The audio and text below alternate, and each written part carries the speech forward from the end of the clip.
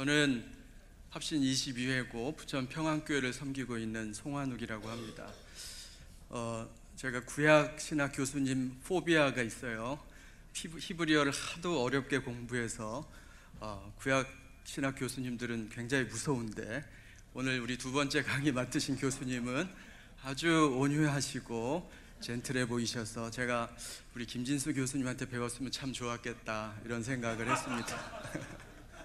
네, 우리 합신 15회 김진수 교수님, 합동신학대학원 대학교 구약신학 교수님으로 섬기고 계신데요.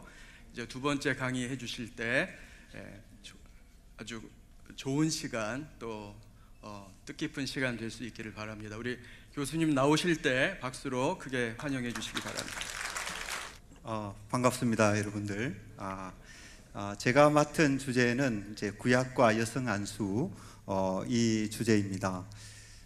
생각해 보면 참 굉장히 무거운 주제가 아닌가.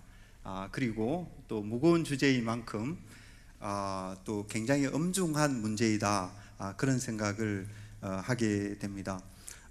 그런데 이제 이 부족한 사람이 이 무거운 주제를 맡아서 힘이 큰 책임감을 느끼게 됩니다. 오늘 제가 이제 하고자 하는 것은 성경 해석을 제시를 하고자 하는데요. 여러분들께서 잘 들으시고 제 해석이 맞는가 틀리는가, 여러분들 베레아 교인들처럼 저 해석이 옳은지 틀린지 여러분들이 잘 평가해 주시기를 부탁드리겠습니다. 저의 한 가지 소원은 이것이었으면 기도 제목인데요. 이런 시간을 통해서 하나님의 말씀이 좀 선명하게 잘, 하나님 말씀이 원래 힘이 있습니다만은 그 하나님의 말씀이 우리 가운데 더 힘을 얻는 그런 시간이 됐으면 좋겠다. 그리고 우리가 가지고 있는 이 신학이 더욱더 선명하게 드러나지는 그런 기회가 됐으면 좋겠다 하는 그런 제 개인의 어떤 소원을 가지고 이제 강의를 시작하도록 하겠습니다. 저는 그냥 PPT를 준비를 못했고요. 그냥 강의안을 가지고 쭉 이렇게 같이 보도록 그렇게 하겠습니다. 세상은 차별 문제로 극심한 갈등과 혼란을 겪고 있습니다. 근데 교회도 이 문제에서 결코 자유롭지 못합니다. 세상에서 행하는 그 차별은 악습이죠. 그 악습이 교회에도 얼마든지 그대로 남아 있을 수 있습니다. 그래서 교회는 그것을 잘 분별하여서 깨끗이 그러한 문제를 해결을 해야 된다, 그렇게 생각을 합니다. 근데 이제 여성 안수 문제는 어떤가 하는 것이죠. 처음부터 이제 분명하게 해야 할 것은 여성 안수는 어떤 차별의 문제가 아니다. 그리고 이것은 윤리적, 사회적 관습 문제도 아니다. 그러면 무엇인가? 이것은 처음부터 성경적, 신학적 해석의 문제이다. 신학적 이해의 문제이다. 그렇게 우리가 시작하는 것이 바람직하겠습니다. 맞겠습니다. 사도 바울은 고린도전서 14장에서 여자가 교회에서 잠잠하고 복종하기를 분명히 가르치고 있습니다. 바울은 또 디모데전서 2장에서 여자에게 가르치는 것과 남자를 주관하는 것을 허락하지 않고 일체 순종하고 조용히 배우라, 그렇게 가르칩니다. 교회는 전통적으로 이 가르침에 따라서 여성에게 어떤 권위를 가지고 남성을 가르치거나 다스리는 그런 교회 내에서의 직분을 주지 않았던 것입니다. 하지만 오늘날에는 그 바울의 가르침을 주후 1세기 말의 시대 상황에 제한하는 성경 해석이 힘을 얻고 있습니다. 밑에 각주에 보시면 이미 이제 국내외 여러 귀한 신학자분들께서 그런 관점이 옳지 않다, 1세기에 국한하는 것이 옳지 않다, 그러한 점을 사본이나 또 주해나 신학의 차원에서 이미 잘 논증했습니다. 우리 존경하는 우리 박영용 교수님께서도 거기에 대해서 아주 철저히 연구하시고 좋은 글을 소개하셨고요. 또 외국의 학자들 가운데서도 뭐 토마스 슈라이너라든지 우리가 잘 아는 D.A. 칼슨이라든지 드글라스 무라든지 이런 분들께서 바울의 가르침이 어떤 시대에 제한되지 않는다라는 사실을 아주 잘 논증을 이미 했다고 생각이 됩니다. 그 다음 페이지로 넘어가서 이제 둘째 단락으로 가시면 사실 바울이 여성의 지위를 가르치면서 바울은 구약의 권위에 의존하고 있다는 것입니다. 고린도전서 14장에서 바울은 여성에 대해서 이렇게 가르치죠. 율법에 이른 것 같이 오직 복종할 것이요, 율법을 이야기하고 있습니다. 그리고 디모데전서 2장에서 창세기의 창조와 타락 기사를 근거로 여자가 가르치는 것과 남자를 주관하는 것을 허락하지 아니하노니 오직 조용할지니라, 그렇게 바울이 가르치고 있죠. 여기서 바울의 가르침이 어떤 시대 상황에 국한된 문제가 아님을 우리가 알 수가 있습니다. 그것은 구약의 율법과 관련되고 더 나아가서 창조와 타락기사에 계시된 하나님의 뜻과 관련되는 문제이다 하는 것을 우리가 발견하게 됩니다. 따라서 여성 안수 문제를 다루기 위해서는 구약의 창조와 타락기사, 이제 거기에 나타난 여성의 지위와 역할을 탐구할 필요가 있는 것이죠. 여러분들 각주 17번에 보시면 우리 합신의 김성수 교수님께서 이미 이것을 연구하시고 또 좋은 글을 써 주셨습니다. 그래서 저는 이 시간을 통해서 교회 안에서 여성의 지위와 역할에 대한 바울의 가르침을 더 잘 이해하고 여성 안수에 대한 바른 성경적 신학적 관점이 세워지기를 기대하면서 이제 바울이 이제 예를 들었던 구약의 율법이라든지 또 창조기사, 타락기사를 같이 살펴보고자 하는 것입니다. 먼저 창세기 1장에 나타난 인간 창조에 대한 말씀입니다. 이 본문은 인간 창조를 거시적인 차원에서 개괄하고 있습니다. 거시적인 차원에서. 그 다음 단락에 가서 보시면 하나님께서 1인칭 복수를 사용하여서 우리의 형상을 따라 우리의 모양으로 우리가 사람을 만들고 라고 말씀하고 있습니다. 이것은 매우 특별한 일입니다. 하나님께서 1인칭 복수 화법을 쓰신 경우는 구약에서 이곳을 포함하여서 이제 모두 4번뿐입니다. 근데 이제 여러 해석이 있으나 대부분 다수의 동의를 얻지 못하고 있어요. 가장 인기 있는, 요즘 이제 가장 인기 있는 해석은 뭔가 하면 그것을 천상의 회의체, 즉 여호와의 보좌를 둘러싼 천사들과 연결하는 것입니다. 하지만 우리가 이제 이 본문을 있는 그대로 읽을 때 여기에는 난점이 있습니다. 왜냐하면 우선 창세기 1장과 같이 하나님의 절대적이며 주권적인 창조 행위, 그렇죠? 창세기 1장은 이걸 강조하고 있어요. 하나님의 주권적인 창조 행위를 분명히 강조하고 있습니다. 그런데 그런 본문에서 천사들과 의논하시는 듯한 이 모습은 매우 부자연스럽고 어울리지 않는다라는 것이죠. 무엇보다 이 해석은 창세기 1장의 27절이 분명하게 밝히는 내용과 잘 맞지 않습니다. 창세기 1장 27절은 인간이 하나님의 형상대로, 여기 분명히 되어 있죠. 천사의 형상이 아닙니다. 하나님의 형상대로 창조되었다, 그렇게 강조하고 있어요. 그래서 이 말씀은 인간 창조에서 하나님 이외의 다른 존재의 관여를 원천적으로 배제한다, 이렇게 우리가 이해할 수 있겠습니다.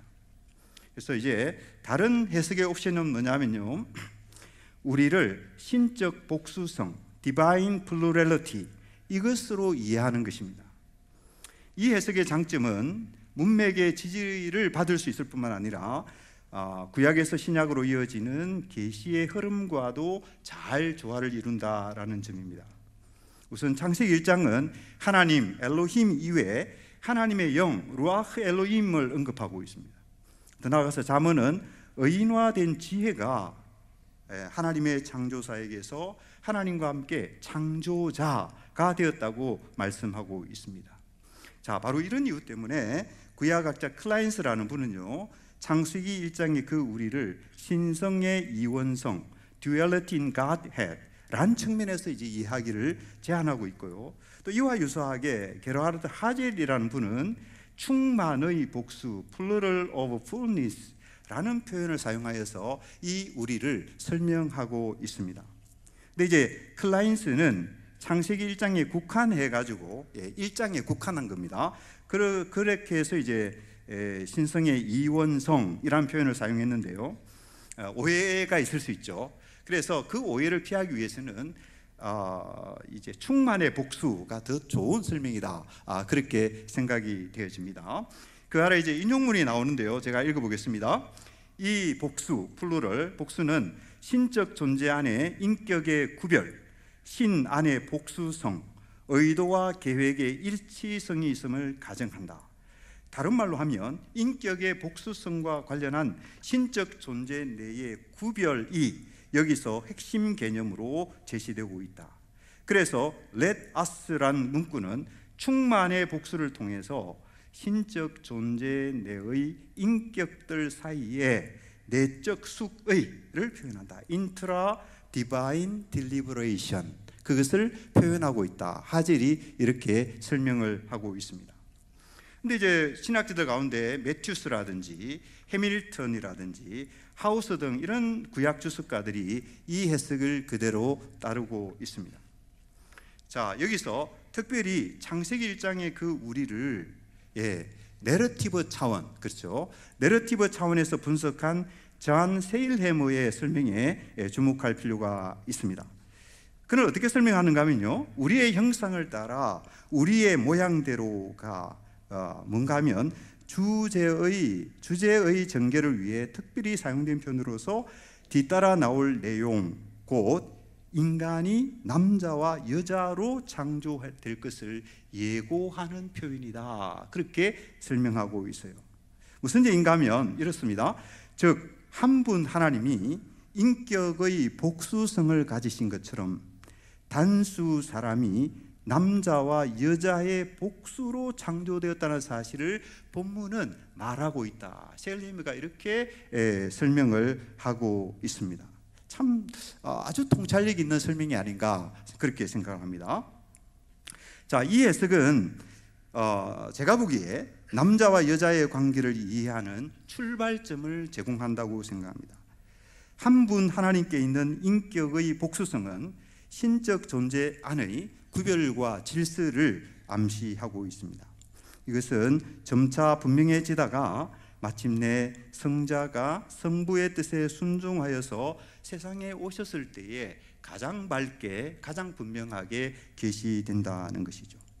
그래서 인간의 창조에서 두드러지는 이 신적 복수성은 인간이 남자와 여자로 구별되게 존재하는 어떤 질서의 토대를 이룬다. 이렇게 우리가 이해하게 되는 것입니다. 인간은 하나님의 형상대로 남자와 여자로 창조되었습니다. 창세기 1장에서 하나님의 형상이 무엇인지 설명되지는 않습니다. 그간의 연구는 하나님의 형상이 하나님을 대신하여 다스리는 것과 관련된 표현임을 여러 측면에서 이제 밝혀 주었어요. 우선 창세기 1장 27절로 28절의 그 구성, 그 구성에서 이제 확인할 수 있는데요. 피를 젠트리가 잘 관찰하였듯이 이 본문은 교차 구조로 되어 있습니다. 그래서 밑에 여러분들 표를 보시면 그 인간을 하나님의 형상대로 창조하신 것과 인간에게 정복하고 다스리는 복을 주는 것이 대칭 관계에 있는 것을 우리가 볼 수가 있습니다. 그것을 확인할 수가 있고요. 그다음에 여러분들 잘 아시는 것처럼 정복하고 다스리는 것은 사실은 왕의 기능이죠, 그죠? 왕의 기능입니다. 그래서 하나님의 형상이 왕의 기능, 그것과 관련되는 것이다라는 것을 우리가 이제 짐작할 수가 있습니다. 자, 그런데 여러분들 고대 근동에서는 고대 근동 지역입니다. 이집트, 메소포타미아, 거기에서는 왕은 신의 형상으로 간주되었어요. 예를 들어서 주전 7세기 아시리아 왕 에살라돈이라는 사람이 있는데요. 그는 벨의 형상, 여기 벨이 신이거든요. 벨의 형상 또는 샤마시의 형상으로 불렸습니다. 그리고 이집트로 넘어가면 이집트 이제 신왕국의 제18왕조가 있습니다. 거기에 이제 투탕카멘이라는 파라오가 있는데요. 그 투탕카멘 이름의 뜻이 뭐냐면 아문의 살아있는 형상이라 그런 뜻입니다. 아문이 신이거든요. 그렇게 되어 있습니다.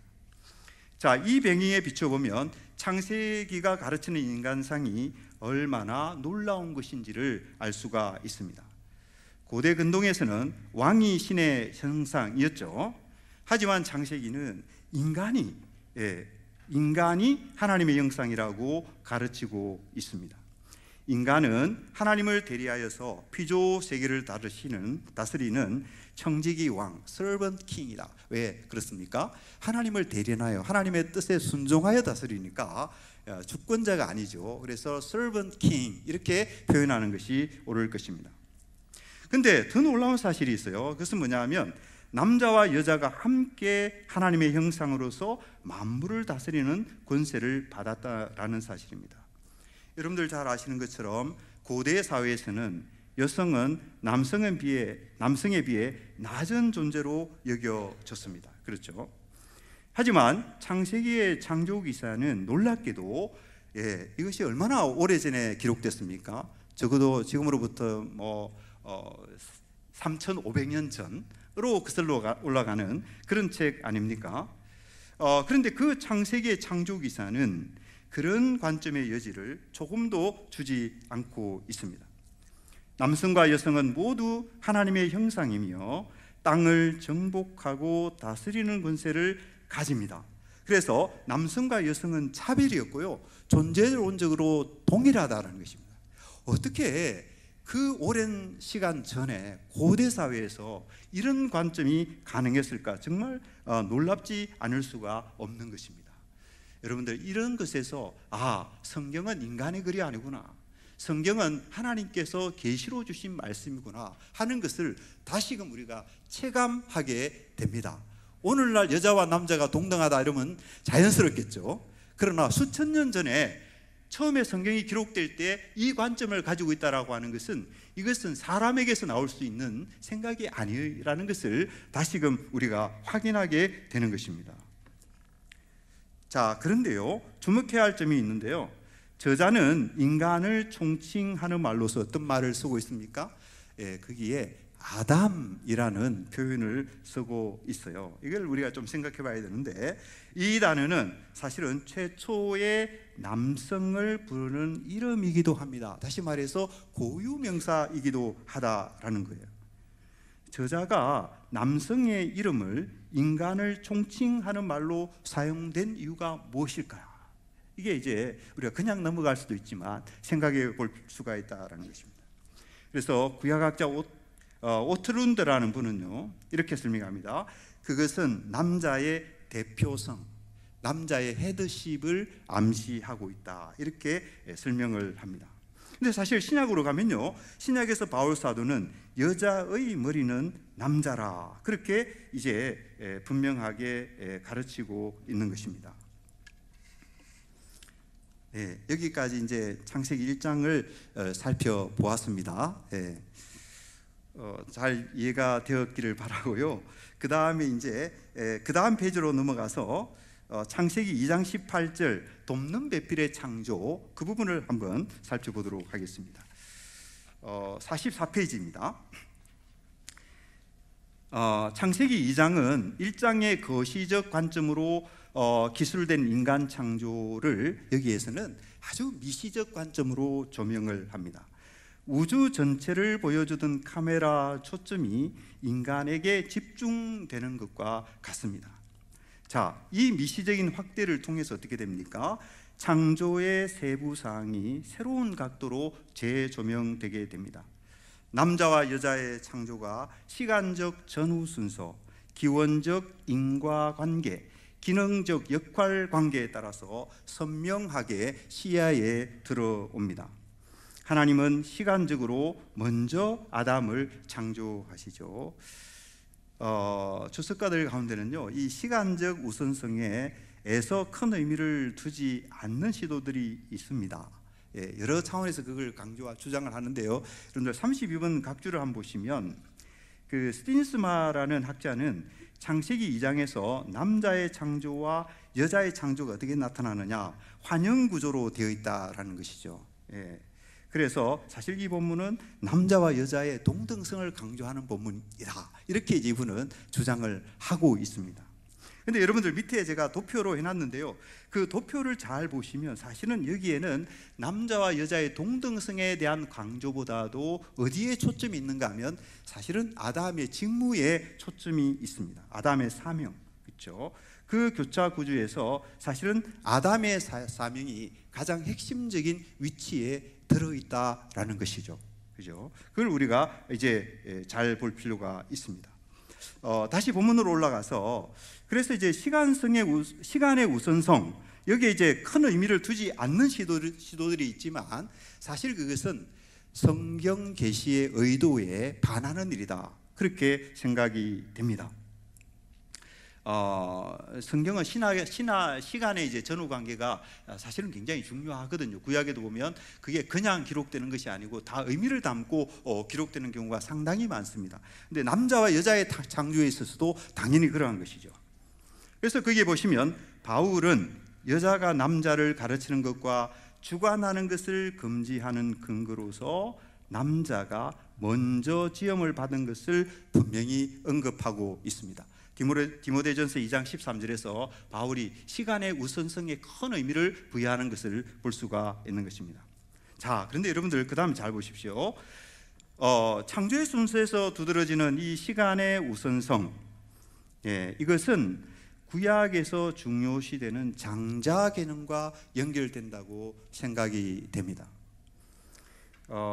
여러분들 이 해석을 접하신 적이 있는지 모르겠습니다만은 이 시간 잘 들으시고 좀 평가해 주시기 바랍니다.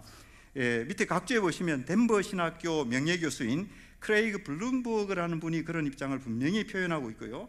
또 토마스 슈라이너 같은 이제 성경신학자도 그것을 분명히 그렇게 이해를 하고 있습니다.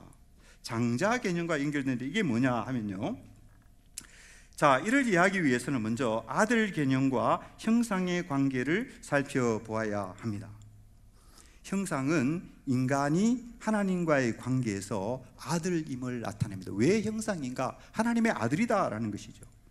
창세기 5장 1절로 3절이 이걸 잘 보여주는데요, 이곳에서 아담이 자기 모양대로 자기 형상에 따라 아들 셋을 낳았다라고 그렇게 설명이 되고 있어요.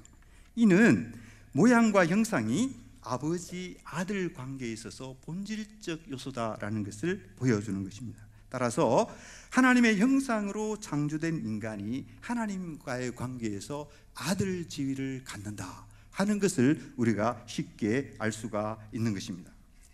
그래서 여러분들, 하나님의 형상으로 창조된 인간은 사실은 모두가 하나님의 아들입니다. 하나님의 형상을 가지고 있기 때문에 그런 것이죠. 여자도 예외가 아닙니다. 여자도 하나님의 아들이에요. 출애굽기 4장 22절에서 하나님은 이스라엘에 대해서 이렇게 하죠. 내 아들 내 장자라 부르시는데 사실은 여기에도 여자가 포함됩니다. 여자 아이들 할 것이 다 포함돼서 다 총칭해서 하나님은 이스라엘을 내 아들이라 그렇게 불렀단 말입니다.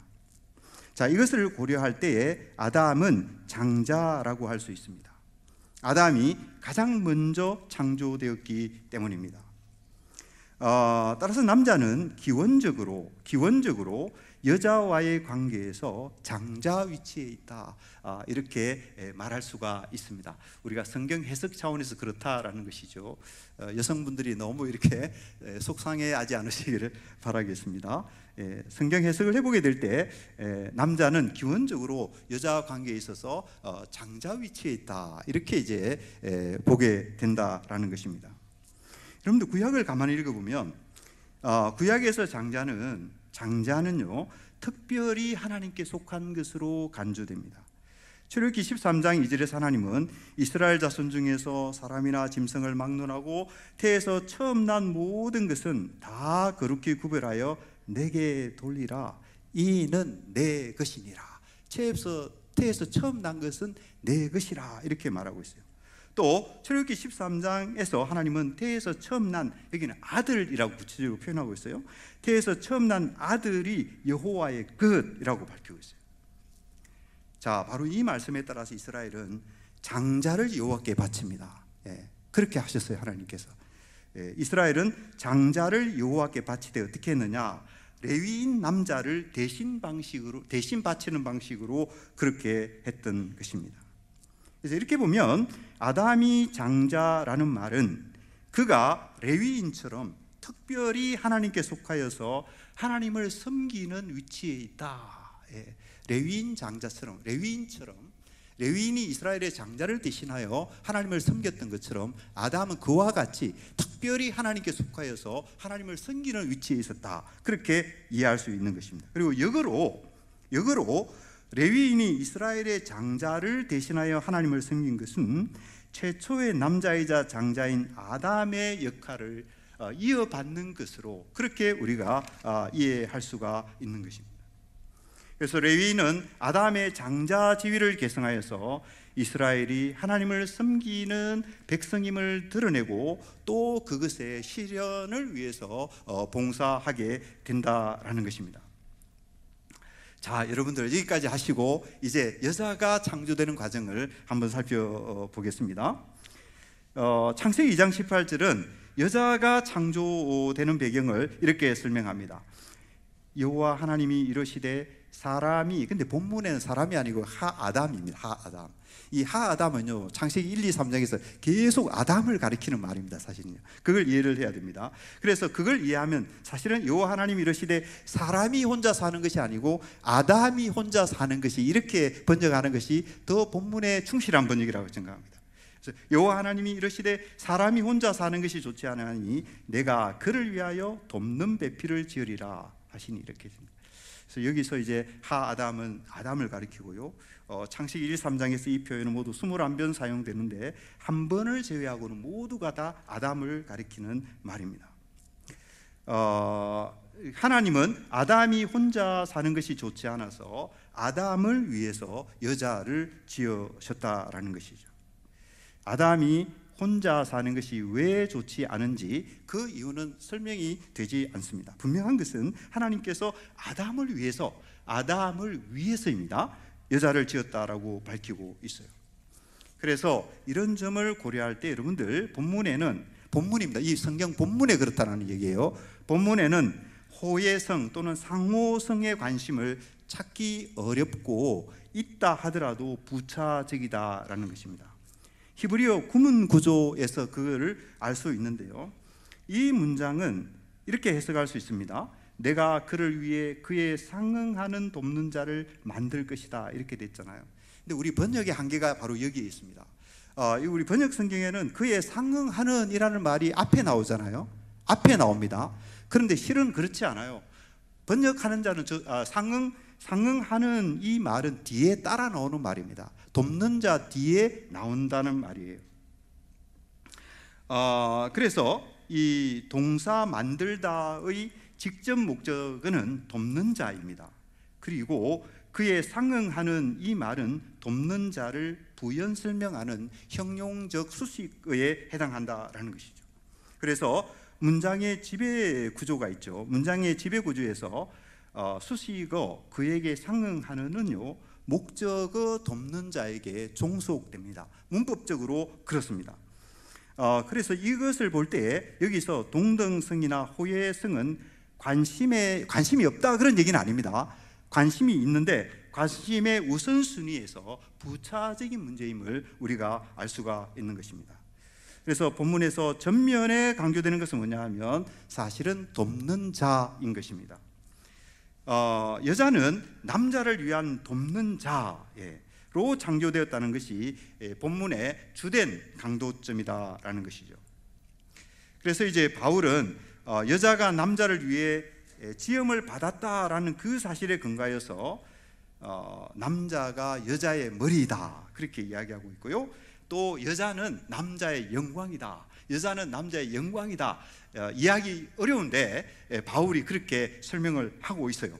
근데 여러분들 37번 각주에 한번 가서 보시면 제가 이제 조금 설명해 놨는데요, 같은 문맥에서 바울은 남자가 하나님의 형상과 영광이다 그랬거든요. 남자는 하나님의 형상과 영광이다. 이 말의 의미는 무엇일까요? 남자가 하나님을 영화롭게 해야 할 자리라는 그런 뜻이죠. 하나님을 영화롭게 해야 한다. 따라서 여자가 남자의 영광이라는 말이 무엇을 의미하는지 우리가 좀 짐작할 수 있으리라고 생각이 됩니다.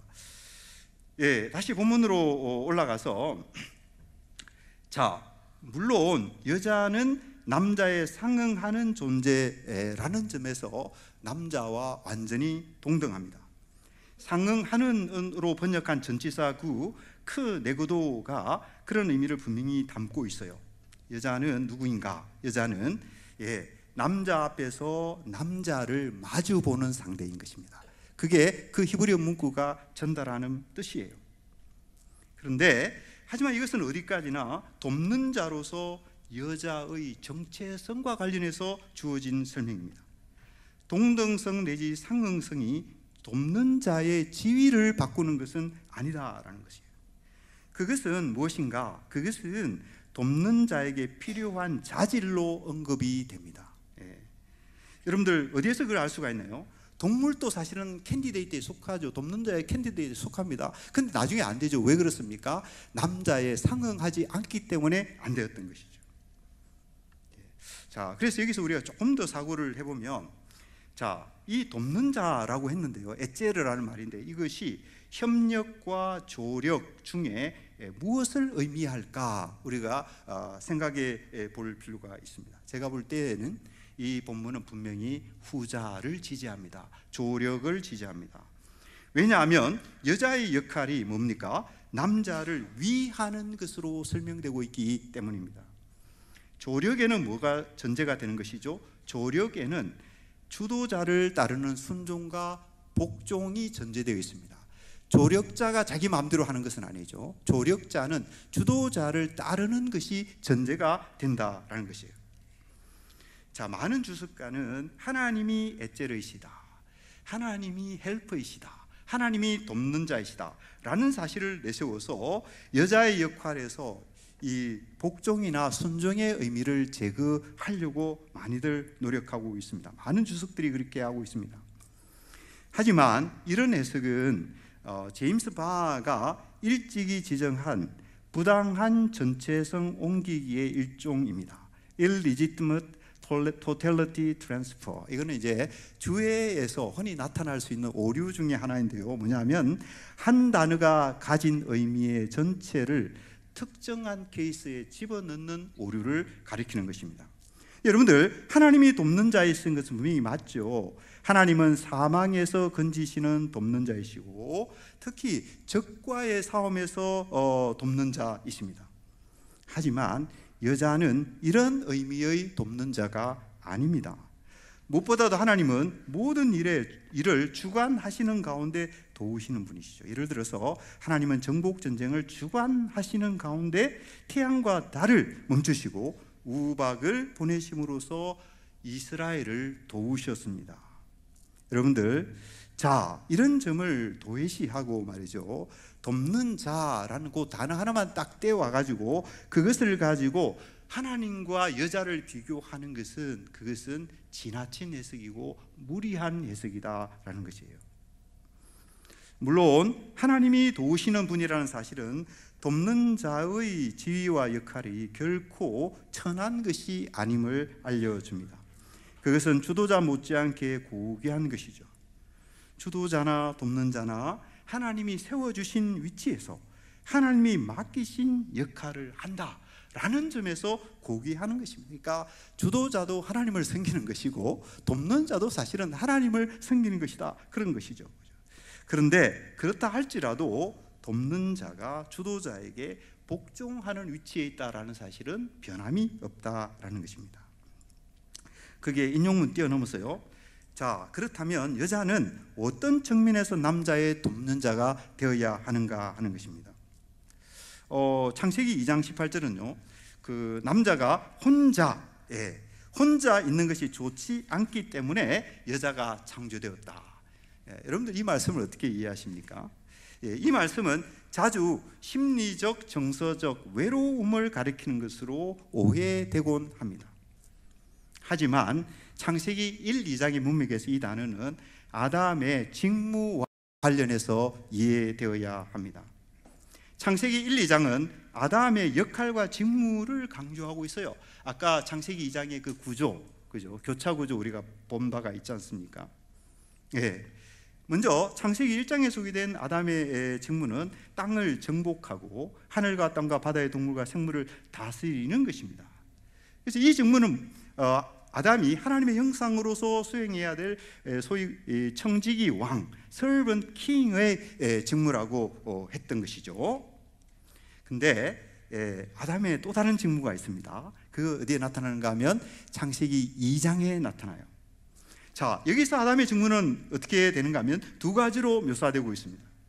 첫째는 에덴의 동산과 관련되고, 둘째는 선악을 알게 하는 나무와 관련이 되어요. 우선 아담은 에덴의 동산을 경작하고 지키는 일을 합니다. 근데 성경학자들은 이 두 동사, 아바드와 샤마르이죠, 그죠? 이것이 성소에서 섬기는 레위인 제사장 직무를 묘사하는데 사용되는 단어상 pairing words 인 것에 주목을 합니다. 사실 에덴에 대한 묘사에는 이곳이 성막이나 성전에 버금가는 성소인 것을 암시하는 내용이 다수 나옵니다. 예를 들면 이곳이 주변 세상과 구별된 곳으로 출입구가 있죠. 에덴 동산, 여러분들 에덴 동산에 출입구가 있어요. 또 타락 이후 인간의 접근을 막기 위해서 그룹 천사가 그것을 지키고 있습니다. 그래서 다수의 성경학자들은 에덴 동산이 최초의 성소이며 아담은 최초의 제사장이다라는 데 의견을 모으고 있습니다. 특히 선악을 알게 하는 나무에 대한 하나님의 명령은 아담이 제사장 같은 인물임을 재확인해 줍니다. 에덴 동산의 생명나무와 선악을 알게 하는 나무는 이것이죠. 하나님의 명령을 지키는 것이 생명이다. 그리고 지키지 않는 것이 사망이다. 그걸 가르치고 있어요. 근데 이 가르침은 나중에 이스라엘 자손에게 반복이 됩니다. 이스라엘 자손은 모세의 율법을 지키는가 지키지 않는가에 따라서 생명을 얻기도 하고 사망에 처하기도 했던 것입니다. 그래서 여기서 선악을 알게 하는 나무의 명령이 모세의 율법에 상응하는 것이라는 사실을 알게 됩니다. 근데 여러분들 구약을 보면요, 이스라엘에서 율법을 맡은 사람들이 누구였느냐? 이스라엘에서 율법을 맡은 사람은 사실은 레위인 제사장들이었습니다, 여러분. 레위인 제사장들이 율법을 맡았다는 그 사실에 대해서 지금까지 많이 주목을 받지 못했고 강조되지 못했지 않는가, 개인적으로 좀 그렇게 생각을 합니다. 여러분들 에스라 7장 10절에 보면요, 에스라가 여러분들 제사장 아닙니까? 에스라의 역할을 이렇게 이야기하고 있어요. 에스라가 여호와의 율법을 연구하여 준행하며 율례와 규례를 이스라엘에게 가르치기로 결심하였더라. 그게 이제 에스라가 보여주는 제사장 직분의 대표적인 예라고 볼 수가 있습니다. 자, 이런 점들을 고려할 때 하나님의 명령을 맡은 아담, 하나님의 그 명령을 맡은 아담의 지위와 역할이 무엇인지를 알 수가 있어요. 아담은 레위인 제사장과 마찬가지로 하나님의 명령을 맡아서 섬기는 제사장이었다. 이렇게 우리가 이해할 수가 있는 것입니다. 자, 이것을 이제 다 정리하면 아담의 직무는 두 가지죠. 하나는 하나님의 형상으로 만물을 다스리는 왕의 직무입니다. 다른 하나는 동산 성소를 관리하고 하나님의 명령을 맡아서 섬기는 제사장 직무인 것입니다. 하와는 여기 이제 하와가 중요한 역할을 하게 되는 것이죠. 하와는 아담이 이 직무를 수행하는 데 있어서 돕는 자로서 같이 하는 것입니다. 그래서 여러분들 잘 생각을 이제 해봐야 됩니다. 저는 이 부분을 생각하면서 이런 결론에 이르게 됐어요. 하와는 아담과 독립적으로 하는 것이 아닌 것인데, 왜? 돕는 자이기 때문에, 그죠? 하와는 아담과 독립적으로 자신이 직접 왕직과 제사장직을 수행하는 것이 아니고 아담의 돕는 자로서 간접으로 왕직과 제사장직을 수행하는 왕제사장이다. 그렇다고 해서 하와가 왕제사장이 아니라는 얘기는 아닙니다. 그 직분을 어떻게 수행하느냐, 자기가 직접 앞장서서 나서서 하는 것이 아니고 아담의 돕는 자로서 그렇게 한다. 그렇게 이해를 하게 되는 것입니다. 근데 여러분들, 이 질서는 나중에 이스라엘에서 제도화되게 됩니다. 출애굽기 19장 6절에서 이스라엘은 마멜레켓 코하님, 개역 개정역에서는 이제 제사장 나라로 번역이 되고 있죠. 근데 이제 이 표현은 왕의 통치 마멜레켓과 제사장 코하님을 이제 하나로 묶는 표현입니다. 70인역은 이 표현을 사실은 왕 같은 제사장, 로얄 프리스트후드라는 의미의 바실레이온 히에라티우마로 번역하고요. 신약의 베드로전서는 이 번역을 취하여서 이제 성도의 신분을 묘사하고 있는 것입니다. 그러니까 구약의 성도들도 왕 같은 제사장이었고 신약의 성도들도 왕 같은 제사장인 것이죠. 여러 성경학자들은 이 표현이 하나님과의 관계에서 이스라엘이 집합적으로 갖는 왕 제사장, 킹 프리스트 지위를 가리킨다고 봅니다. 그러니까 이스라엘 백성들이 전체로 집합적으로 어떤 위치에 있는가? 하나님 앞에서 왕 제사장 위치에 있다라는 것이죠. 그래서 이스라엘에 속한 자는요, 누구나 할 것 없이 왕 제사장인 것입니다. 일단 이스라엘에 태어나면, 언약의 자손으로 태어나기만 하면 누구나 왕 제사장이라는 거예요. 여자도 예외가 아닙니다. 아이들도 예외가 아니에요. 모두가 다 왕 제사장이다, 이렇게 이해하게 되는 것입니다. 자, 하지만 여기에는 설명이 더 필요합니다.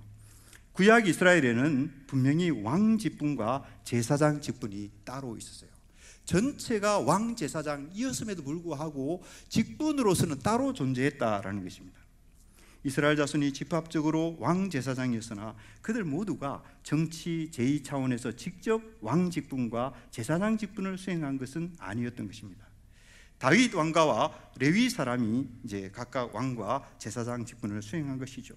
다윗 왕가를 어떻게 했습니까? 율법에 따라 나라를 다스림으로써 청지기 왕 역할을 한 것이고요. 레위 사람들은 율법을 백성에게 가르침으로써 제사장 직분을 수행했던 것입니다. 이 방식을 통해서 어떻게 됩니까? 이스라엘이 집합적으로 하나님을 섬기는 왕 제사장이 되는 것입니다. 그래서 이스라엘 백성이 집합적으로 갖는 이 왕 제사장의 지위는 사실은 어떻게 되는 것이죠? 다윗 왕가와 레위인 제사장에게 의존한다, 이렇게 볼 수가 있습니다. 다윗 왕가가 없으면 안 됩니다. 레위인 제사장이 없으면 안 돼요. 왜냐하면 그들에게 의존하니까. 그렇게 해서 어떻게 되는 것이죠? 이스라엘 백성들 전체가 왕 같은 제사장으로서 정체성을 얻게 되고 그렇게 세워지게 된다라는 것입니다. 자, 이제 한 단계 더 나아가 보겠습니다. 여기서 구약 이스라엘의 왕과 제사장이 모두 남자인 것에 주목해야 합니다. 레위 사람 제사장은 이스라엘의 장자를 대신한다는 의미에서 장자 위치에 있죠. 그리고 다윗 왕가의 왕 역시 하나님과의 관계에서 아들 또는 장자의 위치에 있는 것으로 언급됩니다. 이는 인류의 머리이자 장자인 아담을 왕 제사장으로 세우는 창조 질서에 뿌리를 둔 것이라고 보아야 하는 것이죠. 세상을 창조하신 하나님의 뜻과 계획이 구약 이스라엘을 통해서 펼쳐지고 구체화되기 때문에 이것은 지극히 당연한 일이다, 이렇게 이해할 수가 있습니다. 여러분들 남녀의 역할에 대해서 이제 구약 성경에 많은 이야기를 하고 있지 않습니까? 근데 많은 성경학자들은, 많은 성도들은 그것을 단순히 그 고대 근동의 하나의 문화적 관습으로 치부하는 경향이 조금 있습니다. 물론 그런 경우가 없지는 않죠. 없지는 분명히 않습니다. 그러나 사실은 구약 성경에 계시하고 있는 남녀의 많은 율법에 나오는 많은 내용들은요, 사실은 창조에서부터 창조에서 하나님이 계시하신 그런 내용과 연결되어 있다, 이렇게 보는 것이 합당한 것입니다. 고대 근동의 어떤 문화적인 영향으로 다 설명이 안 된다라는 것이죠. 창조 질서와 구약 이스라엘의 질서는 단절되지 않고 연속되고요, 반드시 그래야만 하는 것입니다. 한 분 하나님이 세상을 창조하시고 역사를 주관하시기 때문입니다. 바로 이런 이유 때문에 바울은 창조 질서와 율법에 의거하여서 여자가 교회의 리더십에 복종할 것과 남자에 대하여서 권위를 행사하지 않도록 바울이 가르치고 있는 것입니다. 바울은 분명히 남자에게 교회를 다스리는 감독 또는 장로의 직분을 분명히 제한하고 있습니다. 바울은 또 다스리는 장로와 가르치는 장로를 분명히 구분하고 있어요. 자, 여러분들 51페이지로 가서 보시면, 자, 이 바울의 구분은 구약에서 신약으로 나아가는 계시의 흐름 가운데 재조명할 필요가 있습니다.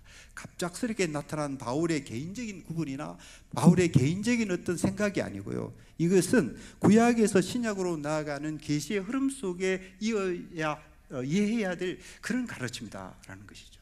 그 시대에서 생겨난 어떤 갑자기 생겨난 관점이 아니고 구약과 연결되는 관점이다라는 것이죠. 그래서 이 신학적 숙고는 새 언약 공동체의 지도자 장로 또는 감독이 옛 언약 공동체의 지도자 왕 제사장을 계승하는 것으로 보도록 이끕니다. 이게 이제 저의 해석인데 여러분들의 판단을 받고 싶어요. 여러분들이 잘 생각해 보시기 바랍니다. 구약에서 왕이 율법으로 나라를 다스리듯이 신약에서 장로는 말씀으로 교회를 다스립니다.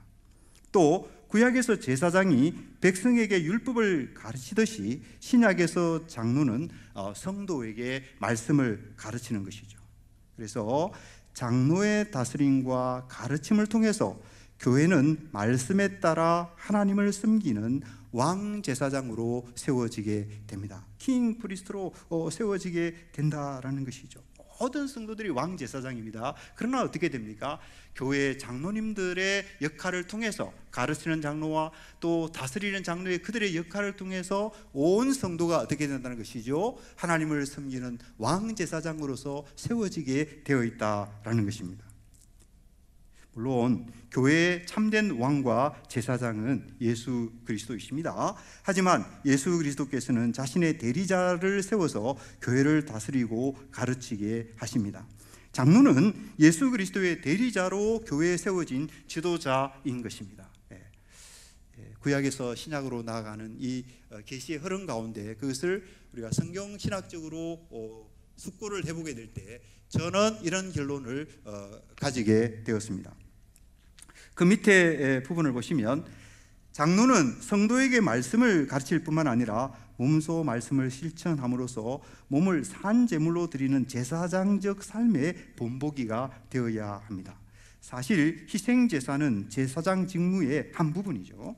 구약에서 제사장은 다양합니다. 정결예법, 질병, 재판 등 삶의 다양한 영역에서 백성을 섬기는 역할을 했고요, 또 몸소 거룩함과 온전함의 본보기가 되어서 이스라엘 자손이 모두 거룩한 백성이 되도록 하는 일에 앞장섰던 것입니다. 백성에게 율법을 가르치는 일이 제사장 직무의 중요한 부분에 속하는 것은 앞에서 제가 언급했죠.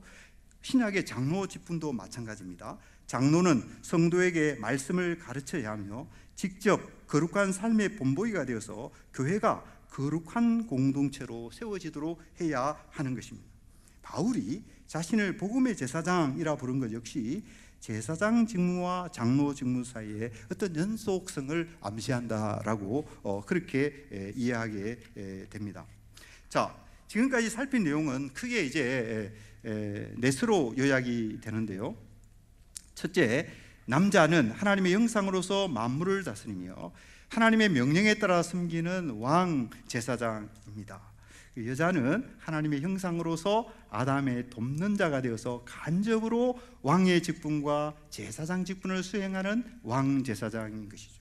셋째로 구약 이스라엘의 남자가 왕과 제사장으로 세워지고 그들의 섬김을 통해서 이스라엘 자손이 집합적으로 왕 제사장이 되는 것은 창조 질서를 반영하고 있다, 그렇게 보게 됩니다. 넷째로 신약에서도 창조 질서에 따라서 남자가 다스리는 장로와 가르치는 장로로 세워져서 교회를 섬기고 이를 통해서 교회가 왕 제사장으로서 하나님을 섬기게 된다라는 것입니다. 그 다음에 이제 이름을 짓는 아담으로 넘어가겠습니다.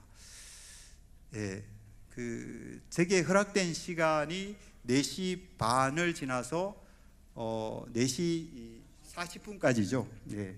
시간 안에 끝마치도록 하겠습니다. 창세기 2장 19절 이름을 짓는 아담. 이제 하나님은 아담을 위해 돕는 자를 지으시는데요. 이를 위해 하나님은 먼저 동물을 지으셨습니다. 그리고 이제 동물을 지어서 동물을 짓고 그 다음에 이제 여자를 짓죠. 여자를 지어서 하나님께서 이제 아담에게 데려오셔요. 근데 데려오시니까 아담이 어떻게 합니까? 이름을 지어줍니다. 이름을 짓는 것은 뭐냐면 본질과 특성을 파악하는 것이다, 그런 것이죠. 근데 아담이 이제 여자에게 어떤 이름을 지어주는가 하면, 이는 내 뼈 중에 뼈요 살 중에 살이라. 이것을 남자에게서 취하여 선적 여자라 부리라 그럽니다. 근데 구약에서 뼈와 살은 가까운 친척을 가리키는 말입니다. 그래서 아담은 하와를 가장 가까운 친척으로, 즉 자기에게서 나온 존재로 인식했습니다. 무엇보다도 아담은 하와가 자기에게 상응하는 존재인 것을 알아보았어요. 그래서 남자와 여자를 가리키는 말 이시와 이시아가 아주 그것을 절묘하게 표현하고 있다, 이렇게 생각이 됩니다. 여자의 창조에 대한 이 간단한 스케치는 여자의 위치와 관련된 세 가지 중요한 사실을 알려주는데요. 첫째는 여자는 본질에 있어서 남자와 완전히 같다. 여자는 남자의 뼈 중에 뼈요 살 중에 살인 것입니다. 여자는 남자에게 없어서는 안 될 소중한 존재이죠. 그래서 남자는 그 존재와 직무에서 여자의 도움에 철저하게 의존합니다. 여자는 남자를 보완하여서 온전하게 하는 것입니다. 그래서 우리 남성들이 어떻게 해야 할까요? 여성들에게 항상 고마운 마음과 감사한 마음을 잘 가져야 된다고 생각합니다. 자, 둘째, 실천하기가 어렵죠. 네. 둘째, 기원적으로 여자는 남자에게서 나왔습니다. 기원적으로 여자는 남자의 갈비뼈로 만들어졌습니다. 이 기원적 인과관계가 남자와 여자의 위치를 규정합니다. 혹자는 여자가 거기는 그랬고요. 바울도 여자가 남자에게서 났기 때문에 남자가 여자의 머리로서 권위를 갖는다, 그렇게 바울이 또 그렇게 설명을 하고 있죠. 자, 여러분들, 남자가 여자의 머리로서 가지는 권위는요, 그 문맥 속에서 표현이 됩니다. 부모가 자기 몸에서 나온 자녀에게 이름을 지어주듯이 아담이 자기에게서 나온 여자에게 이름을 짓습니다. 아담은 동물에게도 이름을 지어주죠. 근데 이제 앞에서 언급했듯이 이름을 짓는 것은 사물의 본질과 특성을 파악하고 규정하는 행위입니다. 그것은 사물을 자신의 소유의 속에 편입시키는 행위로서 다스림과 지배한 형식이다. 많은 주석가들이 그렇게 이해합니다. 하나님께서 세상을 창조하시면서 피조물에 이름을 부여하시고 이를 통해 당신이 세상의 주인이자 통치자인 것을 드러내셨죠. 하나님은 아담에게 이름을 짓게 하심으로써 그로 하나님의 통치에 참여하게 하셨다, 이렇게 말할 수 있습니다. 자, 하지만 아담이 동물에게 이름을 짓는 것과 여자에게 이름을 짓는 것을 같은 차원에서 보는 것은 잘못입니다. 둘 사이에는 큰 차이가 있어요. 우선 동물과 여자는 기원이 다르며 종류가 달라요. 동물은 흙에서 왔고 여자는 아담에게서 왔습니다. 동물은 말 그대로 동물이고 여자는 아담과 같이 하나님의 형상이며 인간입니다. 이 차이는 이름을 짓는 행위에도 나타나요. 동물의 경우 아담의 이름 짓기가 직접 표현됩니다. Adam gave names to all beasts, 이렇게 직접 표현이 돼요. 근데 여자의 경우에는 간접으로 표현됩니다. She shall be called woman, 이렇게 되어 있습니다. 무엇보다 아담은 여자가 자신의 가장 가까운 친족일 뿐만 아니라 자기에게 상응하는 자로 인식합니다. 이는 남자와 여자의 관계가 단순히 지배와 피지배 위계 질서에 속할 수 없다라는 사실을 잘 보여주고 있는 것입니다. 자, 그런데 여러분들, 간접이라 할지라도 여자의 이름을 지은 분이 누굽니까? 바로 아담이라는 것입니다. 이것은 여자와의 관계에서 남자가 가지는 그 위치를 보여주는 것입니다. 데이빗 카라는 분이요, 이 사람이 이렇게 얘기합니다. 이 사람은 우리처럼 보수적인 사람도 아니고, 그런데 이름을 짓는 행위가 언제나 우위를 뜻하는 것은 아니지만 그 행위에는 신적으로 성인된 구별, 운터샤이둥의 의미와 여자에 대한 우위, 위블레겐하이트의 의미가 담겨 있을 수 있다. 그렇게 이제 이 데이빗 카라는 분이 분명히 그렇게 설명하고 있어요. 그 다음에 게오르그 피셔라는 분의 설명도 비슷한데요, 이렇게 설명합니다. 그러나 이 표현은 어떤 의존성, 앞행위카이트를 암시하며 성경의 여러 곳에 담겨 있는 남성적 관점을, 여기에 남성적을 굳이 부정적으로 이해할 필요는 없습니다. 자, 이런 설명은 아담의 이름 짓는 행위가 오늘날 유행하는 그 동등 개념에 쉽게 이렇게 될 수 없다는 것을 확인해 줍니다. 아담이 여자의 이름을 짓는 것은 둘 사이에 작동한 어떤 질서를 나타내고 있다라는 것이죠. 예, 그 다음 페이지로 여러분들 가셔서 그 다음 페이지 첫 번째 문단의 중간쯤 가시면, 자, 본질상 동등하고 둘이 한 몸을 이루는 존재 사이에 권위와 복종의 질서를 말하는 것이 세상의 가치관으로는 어색해 보일 수 있습니다. 하지만 앞에서 삼위 하나님이 인간 이해의 토대가 된다는 점을 살펴본 바가 있습니다. 한 분 하나님께 있는 인격의 복수성은 남자와 여자가 한 몸을 이루는 신비에 멀지만 적절한 유비를 제공한다고 봅니다. 성부와 성자가 신적 본질에서 동등하면서도 성자가 성부에게서 나오며 성부에게 복종합니다. 삼위 하나님께 있는 이 질서는 여자가 남자에게서 기원하여 남자에게 복종하는 것을 전혀 이상하지 않게 만드는 것이죠. 그래서 이렇게 말할 수 있을 것 같아요. 복종과 섬김은 신성의 한 측면이다. 하나님이 아니고는 섬길 수 없는 것이죠. 예수님이 아니고는 섬길 수가 없습니다. 다 지배자가 되려고 하는 것이죠. 그래서 그런 차원에서 섬김, 이것은 신성의 한 측면이다, 그렇게 말할 수가 있는 것입니다. 그 다음에 타락기사, 창세기 3장 9절로 13절, 거기에 보면 타락과 그 책임이 나와 있는데요, 그 책임 부분은 아담의 책임이 강조된다, 여러분들 다 아시는 내용이고 제가 읽지는 않겠습니다. 그 다음에 57페이지로 넘어가셔서 제가 대목을 창세기 3장 16절 원함과 다스림 이렇게 잡았잖아요. 근데 사실은 임신과 다스림이라고 잡는 것이 더 적절해 보입니다. 여러분들, 우선 요지를 말씀드리자면 타락 후라 할지라도 임신은 복된 것입니다. 그리고 타락 후라 할지라도 다스림은 복된 것입니다. 왜? 다스림이 혼란을 제거해주고 그러기 때문에 그렇습니다. 자, 그 밑에 한번 읽어보겠습니다. 하나님은 타락을 제거하고 창조 질서를 회복하여서 세상을 원래대로 완성하시기 위한 일을 시작하시오. 이 자비로운 일에는 악에 대한 심판과 죄에 대한 벌도 포함됩니다. 심판과 벌은 뱀에게 먼저 내려지죠. 뱀에게는 자비가 없고 저주만 있습니다. 뱀은 여자의 후손에게 머리가 상할 일만 있어요. 자, 여러분들, 여기서 여자의 그 중요한 위치와 역할을 다시 확인합니다. 여성이 얼마나 놀라운 지위에 있는가, 얼마나 놀라운 역할을 하게 되는가를 우리가 종종 간과하기 쉬운 것입니다. 여자는 어떤 역할을 합니까? 여자는 타락을 제거하는 일에 있어서 결정적인 역할을 합니다. 여자는 후손을 생산함으로써 뱀의 세력을 멸하고, 후손을 생산하는 일이 아무것도 아닌 일처럼 보일지 모르지만 그것이 어떤 놀라운 결과를 가져옵니까? 이 온 우주를 구원하는 결과를 가져오게 된다는 거죠. 여자는 후손을 생산함으로써 뱀의 세력을 멸하고 창조를 원래의 아름다운 조화와 질서로 회복하는 일에 있어서 핵심 에이전트가 됩니다. 아브라함의 아내 사라가 이삭을 낳고 이삭의 아내 리브가가 야곱을 낳았기 때문에 옛 언약 백성이 생겨날 수가 있었습니다. 요게벳이 모세를 낳았기 때문에 출애굽이 가능했고 한나가 사무엘을 낳았기 때문에 다윗 왕국이 세워질 수 있었습니다.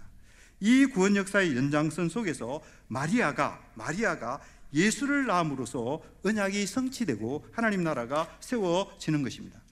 이제 어떻게 됩니까? 이제 여인들은 자녀 출산을 통해서 하나님 나라를 확장하고 세상을 구원하는 일에, 이 놀라운 일에 참여하게 된다라는 것이죠. 그래서 여기서 우리가 자녀 출산이라고 하는 것이 얼마나 중요한 일이고 놀라운 일인가 하는 부분을 우리가 다시 한번 깨닫고 인식할 필요가 있지 않는가 생각이 됩니다. 그러므로 여자가 자녀를 잉태하고 출산하는 것은 큰 복입니다.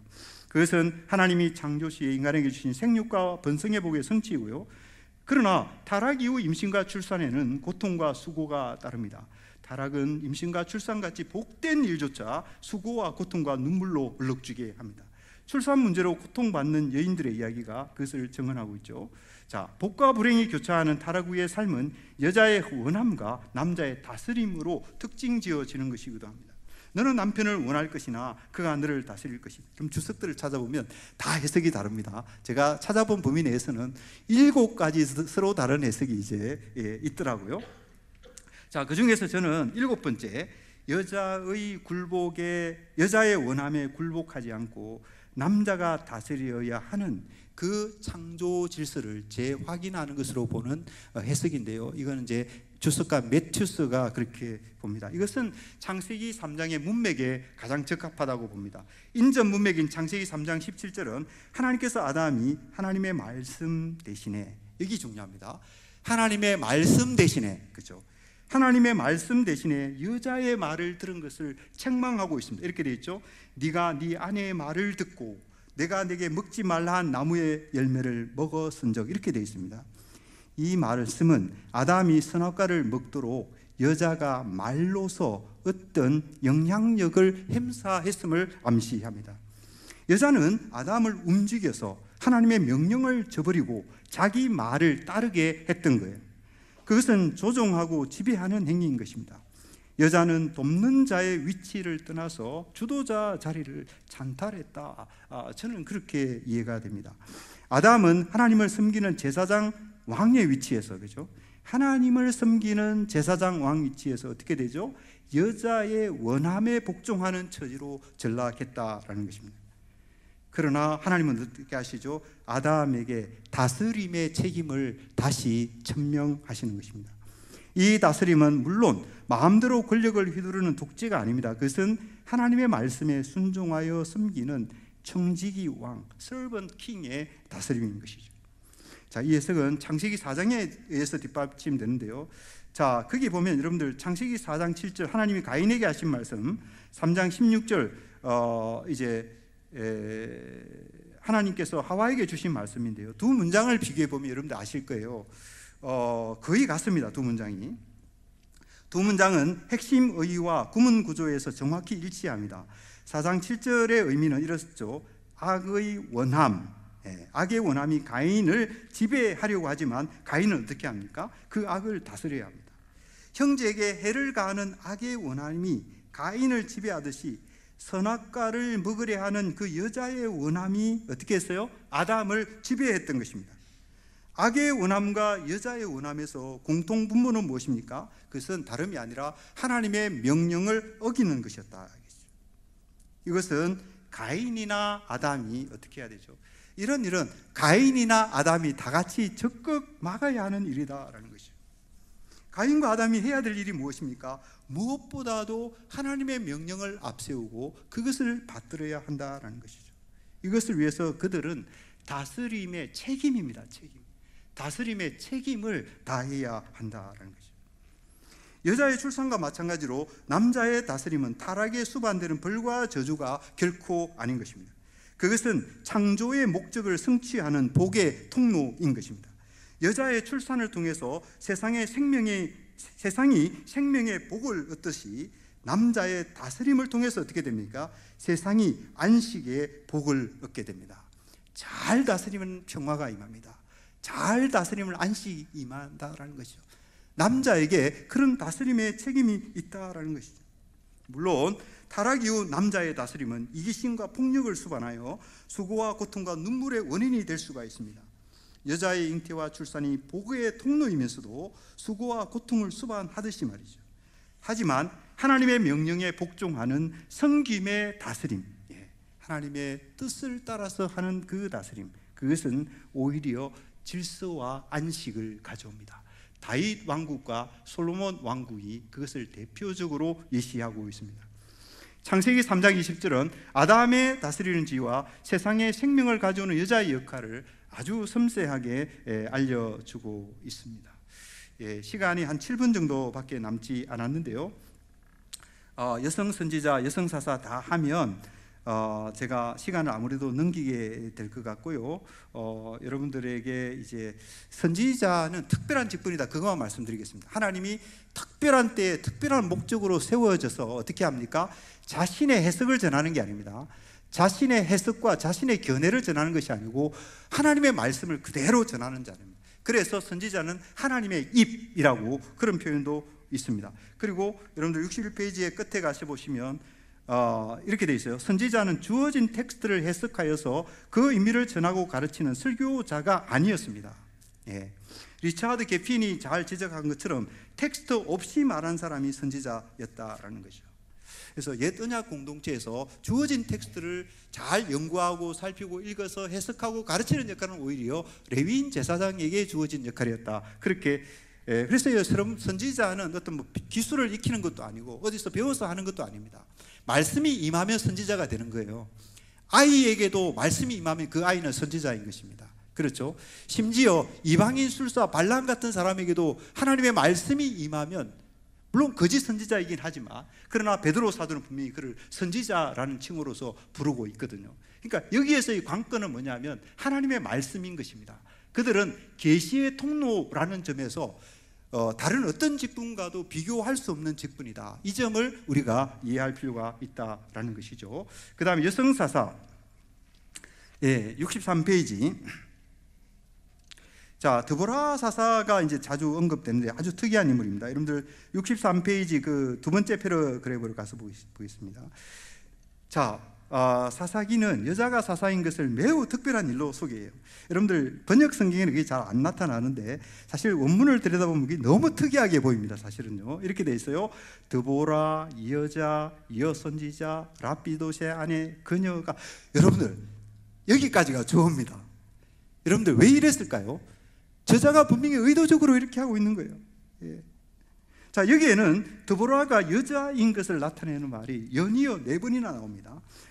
그리고 드보라에 들어있는 여성 의미까지 합하면 5개입니다. 주어 다음에 바로 동사가 나와 있는데 바로 동사가 나오지 않고 여자를 나타내는 말을 5번이나 반복하고 있는, 이게 뭔가라는 것이죠. 무엇보다 저자는 일부러 여자라는 말을 끼워 넣어서, 이샤라는 말을 끼워 넣어서 드보라가 여자인 것을 강조하고 있어요. 이는 무엇입니까? 여자가 사사가 된 것이 매우 이례적이었다는 것과 여자가 전체 이야기의 주된 모티브로 기능한다라는 것을 알려줍니다. 아무리 객관적이고 공정하게 이 본문을 읽는다 하더라도 제게는 이렇게 읽혀졌습니다. 자, 드보라 이야기에서 여자 모티브의 기능은 남자의 문제를 들추어내는 데 있다, 그렇게 보고요. 드보라와 남자 주인공 바락이 나눈 대화에서 할 수 있는데요, 드보라가 바락을 불러 군대를 이끌고 나가 적을 물리치라는 여호와의 명령을 전하죠. 거기에는 승리를 보장하는 약속도 포함돼요. 그를 내 손에 넘겨주리라. 하나님 이렇게 말씀하시면 어떻게 됩니까? 아멘 하고 순종하면 가야 되지 않습니까? 하지만 바락은 여기에 조건부로 응해요. 만일 당신이 나와 함께 가면 내가 가려니와 만일 당신이 나와 함께 가지 않으면 나도 가지 아니하겠노라. 아니, 하나님 말씀이 주어졌으면 하나님 말씀이 함께 하는 거 아닙니까? 하나님이 함께 한다라는 것이죠. 근데 바락은 그걸 믿지 못하는 것입니다. 그래서 이 바락의 대답은 아주 당혹스러운 거죠. 바락은 하나님의 여호와의 말씀보다 여자 드보라의 신체적 현존에 더 의존하는 것 같습니다. 아시스라는 그 구약 학자도 그걸 잘 설명을 하고 있고요. 드보라의 말이 이 바락의 이런 문제를 더 분명히 드러내고 있죠. 내가 반드시 너와 함께 가리나 그러나 내가 이번에 가는 길에서는 영광을 얻지 못하리니 이는 여호와께서 시스라를 여인의 손에 파실 것입니다. 이렇게 이야기. 그러니까 이 사사 드보라의 이야기는 사사 시대의 그 문제 많은 사사 시대의 어떤 그 현상을 보여주는 한 귀한 기록이다. 그렇게 이제 우리가 이해하게 되는 것이고요. 뭐 나머지 내용은 다 그런 차원에서 설명을 한 것이고, 이제 끝맺는 말, 지금 2분 남았는데 끝맺는 말,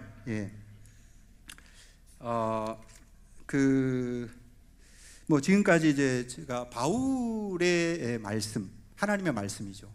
고린도전서 14장과 디모데전서 2장에서 바울이 왜 율법을 이야기했을까? 바울이 왜 타락기사와 창조기사를 얘기했을까? 그것이 이제 촉발이 되어서 제가 이제 이런 설명을 여러분들에게 드렸습니다. 그래서 이것은 이제 이러한 모든 내용들이 오늘날 우리에게 어떤 함의를 갖는가 우리가 생각해야 된다고 봅니다. 65페이지 가서 보시면, 하지만 안타깝게도 오늘날 교회의 현실은 성경의 가르침과 역행하는 방향으로 가고 있습니다. 여러 교단이 이미 여성 안수를 성경적, 시대적이다 하면 이제 저는 이해가 할 말이 없습니다. 그러나 여러 교단이 성경 안수를 성경적으로 여겨서 시행하고 있어 여기에 새로운 교단이 가세할 조짐을 보이고 있습니다. 물론 교회가 여성의 지위와 역할을 앞장서서 고민하고 합당한 길을 모색하는 것, 우리 여성분들이 정말 차별 의식을 느끼지 않고 존귀한 섬기는 자로서 그렇게 하나님 앞에 쓰임받고 모든 교우들에게 그렇게 인정받고 그렇게 사역할 수 있는 장을 우리가 고민하고 잘 만들어 가야 된다고 보는 것입니다. 교회에서 차별이 혹시 있지 않은지 우리도 혹시 그럴 수가 있으니까요.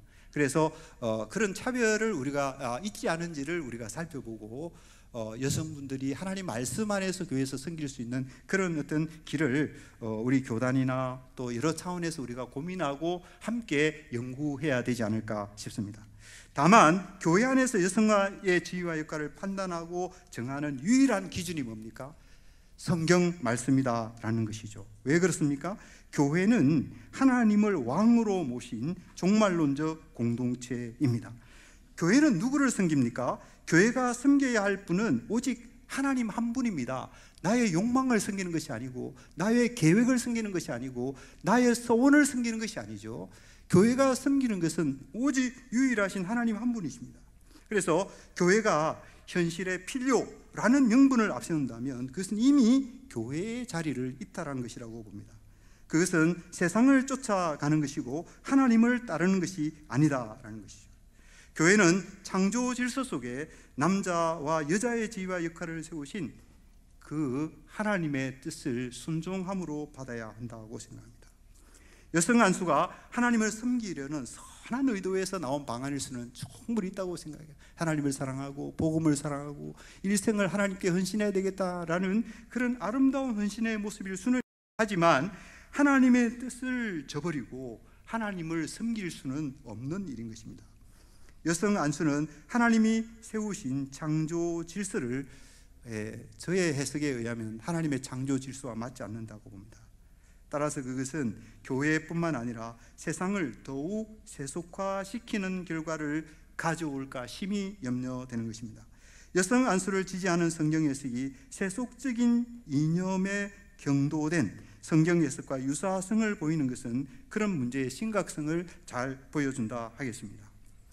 그래서 이제 여성 안수는 분명히 어떤 세속화와 긴밀하게 연결되어 있지 않는가, 그런 생각을 하게 되는 것입니다. 웨스트민스터의 포이스레스 교수가 진단하듯이 교회를 어떻게 볼 것인가, 교회를 강당, 렉처홀이나 설교 장소, 프리칭 스테이션으로 보는 세태가 여성 안수를 요구하도록 만들 수 있다, 이렇게 포이스레스 교수가 그렇게 진단하고 있는 것을 보게 됩니다. 이 진단은 목사의 직분이 무엇인지 다시 생각하게 만듭니다. 뛰어난 연설가나 상담가가 목사인가?